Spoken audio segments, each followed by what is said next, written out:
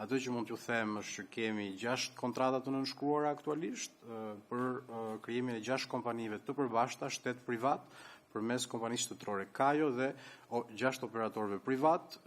6 kontratat parashikojnë prodhimin e municioneve, prodhimin e mjeteve dhe pajisjeve personale, uniformave, armatimit të lehtë, dronëve, sistemeve antidron dhe mjetet e emergjencave civile. Dhe jemi gjithashtu, siç kam pasur mundësi ta bëj publik disa herë, në përfundim të negociatave me Finkantierin për ringritjen e kantierit detar të Pashalimanit në bashkëpunim me gigantin italian për të pasur mundësi të prodhojmë jo vetëm anijet tona, jo vetëm të mirëmbajmë, po edhe të mund të prodhojmë mjete dhe të riparojmë mjete për nevojat vendeve aleate.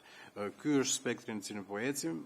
Presim që produktet e para Made in Albania për 3 prej nën produkteve që përmenda, mjetet taktike, mjetet e emergjencave, uniformat dhe municionet, prodhimet e para të fillojnë këtë vit.